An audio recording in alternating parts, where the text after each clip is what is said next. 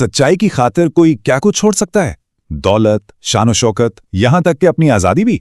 आज की हमारी दास्तान एक ऐसे ही शख्स की है जिसने सच को पाने के लिए ये सब कुछ और इससे कहीं ज्यादा कुर्बान कर दिया। ये कहानी है सलमान उल फारसी की। जरा तसव्वुर में लाइए, मदीना का एक कब्रिस्तान है, पैगंबर अपने सहाबा के दरमियान मौजूद हैं, लेकिन इस मजमे में एक शख्स है जो बिल्कुल अलग थलग खड़ा है। उसकी आंखें वो बस एक ही चेहरे को तके जा रही हैं। आखिर क्या ढूंढ रही थीं उसकी आंखें? कौन सी ऐसी बेचैनी थी कि वो कुछ खोज रहा था? दरअसल यही सवाल इस पूरी कहानी की बुनियाद है। तो जनाब, कौन था ये पुरस्कार आदमी और क्या था उसका मकसद? चलें पर्दा उठाते हैं इस राज से। तो हुआ ये कि जैसे ही जनाजा कब्रिस्तान पहुंचा, वो आदमी चुपके से आकर पैगंबर के ठीक पीछे बैठ गया। और फिर एक अजीब बात हुई। ऐसा लगा जैसे पैगंबर ने उसके दिल की बात पढ़ ली हो। उन्होंने अपनी पुश्त मुबारक से चादर हटा दी। उस अजनबी ने वहां एक निशान देखा और बस वो ज़ारो कतार रोने लगा। सब लोग हैरान कि भाई ये है कौन और हो क्या रहा है। तब उसने अपनी दास्तान सुनाना शुरू की कि आज तो वो एक गुलाम है, लेकिन एक वक्त था जब वो ईरान की अजीम सल्तनत का शहजादा था। शहजादा और गुलाम, ये कैसे हो सकता है? इस तज़ाद को समझने के लिए हमें कहानी को बिल्कुल शुरू से देखना होगा। तो जनाब, सलमान फारिस के एक बहुत बड़े ताकतवर सरदार के बेटे थे। जिंदगी में हर तरह का ऐश और आराम था। उनका मजहब ज़ुरतुश्ती था, यानी वो लोग जो आग की पूजा करते थे, और यही इस वक्त ईरान का सरकारी दीन था। लेकिन फिर एक दिन उन्होंने कुछ ईसाइयों को इबादत करते हुए देखा। उनकी इबादत का पुरसुकून अंदाज सलमान के दिल में ऐसा उतरा कि उन्होंने फौरन अपना मजहब बदलने का फैसला कर लिया। अब जाहिर है, उनके वालिद को जब ये पता चला तो वो गुस्से से आग बगोला हो गए और उन्होंने अपने ही बेटे को जंजीरों में जकड़ दिया। लेकिन सलमान अपने फैसले पर डटे रहे। वो किसी न किसी तरह इन जंजीरों को तोड़ने में कामयाब हुए और फिर सच्चाई की खोज में अपना घर, अपनी शान शौकत, अपना रोशन मुस्तकबिल, सब कुछ हमेशा के लिए पीछे छोड़कर एक लंबे सफर पर निकल पड़े। और यहीं से इनके सफर का एक बिल्कुल नया और बहुत लंबा बाब शुरू होता है। एक ऐसा सफर जिसमें इल्म की प्यास उन्हें एक उस्ताद से दूसरे उस्ताद के दर तक ले जाती रही। तो इनका सफर शुरू हुआ शाम से। वहां अपने पहले उस्ताद की वफात हुई तो वो इराक चले गए। फिर वहां से तुर्की का रुख किया।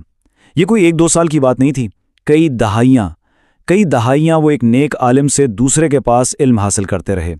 और हर उस्ताद दुनिया से जाने से पहले उन्हें अगले सच्चे आलिम का पता बता जाता। ये एक ऐसी तलाश थी जो नस्लों पर फैल गई। फिर वो अपने आखिरी उस्ताद के पास पहुंचे और उस उस्ताद ने दुनिया से रुखसत होते वक्त उन्हें एक हैरानकुन खबर दी। उन्होंने कहा कि अब दुनिया में कोई सच्चा आलिम तो नहीं बचा, लेकिन आखिरी नबी के आने का वक्त करीब है। और फिर उन्होंने उस आने वाले नबी की 3 पक्की निशानियां बताईं। पहली, वो सदका यानी खैरात का माल खुद नहीं खाएंगे। दूसरी, वो जाती तोहफा कबूल कर लेंगे। और तीसरी और सबसे अहम, उनके कंधों के बीच में महर नबुव्वत यानी नबुव्वत की एक खास मोहर होगी। अब सलमान के पास एक वाज़ेह मंजिल थी, लेकिन यहीं से कहानी में एक बहुत ही अफसोसनाक मोड़ आता है।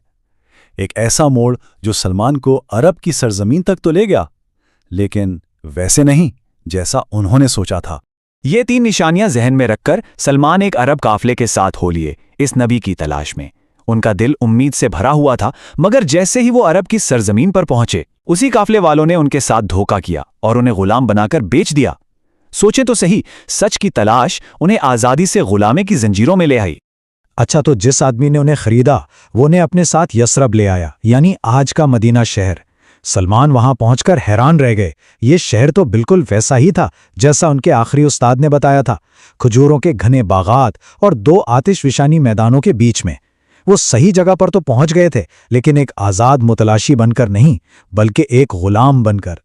फिर एक दिन जब वो खजूर के एक दरख्त पर चढ़कर काम कर रहे थे, उन्होंने अपने मालिक को किसी से गुस्से में ये कहते सुना कि ये मदीने वाले तो पागल हो गए हैं। मक्का से एक आदमी आया है जो खुद को नबी कहता है और सब उसके पीछे चल पड़े हैं। ये अल्फाज सुनना थे कि सलमान के पूरे वजूद में जैसे बिजली सी दौड़ गई। क्या ये वही नबी हो सकते हैं जिनकी तलाश में उन्होंने पूरी जिंदगी लगा दी? अब वक्त आ गया था उन निशानियों की तस्दीक का जो उन्हें सालों पहले बताई गई थीं। तो सलमान ने क्या किया? वो कुछ खजूरें लेकर पैगंबर की खिदमत में हाजिर हुए और कहा, ये सदका है। پیغمبر نے وہ کھجوریں لے لیں، اپنے صحابہ میں تو بانٹ دیں، لیکن خود اس میں سے ایک دانہ تک نہیں کھایا۔ پہلی نشانی پوری ہو گئی۔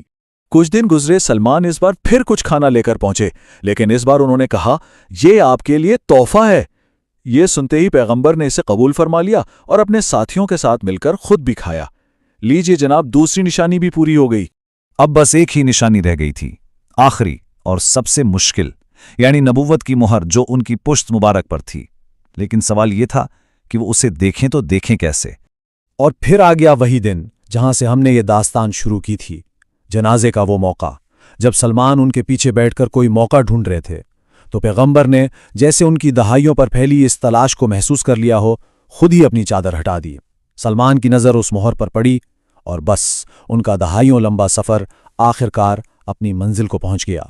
تو اس طرح سلمان نے اسلام قبول کر لیا اور یہاں سے ان کی زندگی کا ایک ایسا نیا باب شروع ہوا جس نے تاریخ پر بہت گہرے اثرات چھوڑے۔ جیسے جنگ خندق کو ہی لے لیں، جب 10,000 کا ایک بہت بڑا لشکر مدینہ پر چڑھ آیا تو یہ سلمان ہی تھے جنہوں نے اپنے ایرانی فوجی تجربے کو استعمال کرتے ہوئے شہر کے گرد ایک گہری خندق کھودنے کا مشورہ دیا۔ یہ ایک ایسی جنگی چال تھی جس سے عرب بالکل ناواقف تھے، اور اسی ایک مشورے نے جنگ کا پانسا پلٹ دیا اور مدینہ کو بچا لیا۔ ان کا مرتبہ کتنا بلند تھا اس کا اندازہ اس بات سے لگائیں کہ ایک موقع پر مدینہ کے انصار اور مکہ کے مہاجرین دونوں ہی کہہ رہے تھے کہ سلمان ہم میں سے ہیں۔ تب پیغمبر نے فرمایا، سلمان نہ انصار میں سے ہیں نہ مہاجرین میں سے، بلکہ سلمان ہم اہل بیت میں سے ہیں، یعنی میرے گھر والوں میں سے۔ سوچئے، ایک سابقہ غلام کے لیے اس سے بڑا اعزاز کیا ہو سکتا تھا؟ بعد کے سالوں میں وہ اس اسلامی فوج کے کمانڈر بنے جس نے ان کے اپنے وطن ایران کو فتح کیا۔ انہیں وہاں کا گورنر بھی بنایا گیا، لیکن وہ شہزادے والی زندگی تو کب کے پیچھے چھوڑائے تھے۔ انہیں 5,000 سونے کے سکوں کی بھاری تنخواہ ملتی تھی اور وہ ساری کی ساری غریبوں میں بانٹ دیتے، خود ایک چٹائی پر سوتے۔